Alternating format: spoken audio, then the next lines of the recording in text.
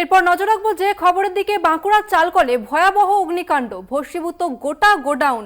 তবে ঠিক কী কারণে আগুন লেগেছে এখনো জানা যায়নি। ইতিমধ্যেই দমকল বাহিনী পৌঁছেছে ঘটনাস্থলে, আগুন নেভানোর কাজে হাত লাগিয়েছে দমকল বাহিনী।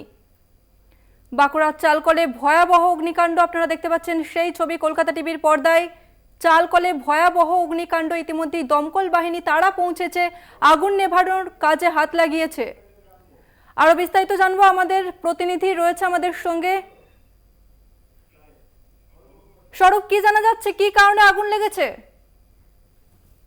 আগুন লাগলো সেই বিষয়টা এখনো পরিষ্কার নয়, তবে আগুনে ভস্মীভূত হয়েছে বাঁকুড়ার জেলার ওন্দা থানার ওন্দা স্টেশন রোডের বড় কল, চালকল। সেই চালকলে এবং চালকলের যারা নিরাপত্তা রক্ষী তারা ভোর রাত্রে দেখেন যে চালকলের যে গোডাউন রয়েছে, গোডাউন সংলগ্ন যেখানে চালের বস্তা থাকে, সেই ফাঁকা বস্তায় প্রথমে আগুন দেখতে পায়। তারপরে দ্রুত আগুন ছড়িয়ে পড়ে, গ্রাস করে পুরো চালকলকে।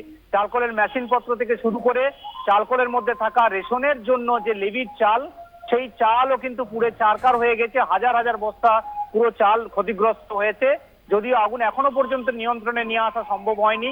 প্রথমে দমকলে 2টি ইঞ্জিন আসে, পরবর্তীকালে আরো একটি ইঞ্জিন, মোট 3টি ইঞ্জিন তৎপরতার সহিত কাজ করছে। যদিও এখনো পর্যন্ত আগুন নিয়ন্ত্রণে আনা সম্ভব হয়নি। তবে কিভাবে আগুন লাগলো তা প্রাথমিকভাবে যেটা মনে করা হচ্ছে যে শর্ট সার্কিট থেকে এই আগুন লাগার ঘটনা ঘটে থাকতে পারে। তবে সঠিক আগুন লাগার কারণ সেটা খতিয়ে দেখা হচ্ছে। তবে এই মুহূর্তে আগুনটাকে নিয়ন্ত্রণে নিয়ে আসায় দমকলের কাছে সব থেকে বড় একটা চ্যালেঞ্জ। কারণ যেভাবে আগুন লেগেছে, পুরো দমকলকে যেভাবে পুরো চালকলকে যেভাবে গ্রাস করেছে, তাতে আগুন নিয়ন্ত্রণে আনতে যথেষ্ট বেগ পেতে হচ্ছে দমকল বাহিনীকে। স্বরূপ, ক্ষয়ক্ষতির পরিমাণ কি?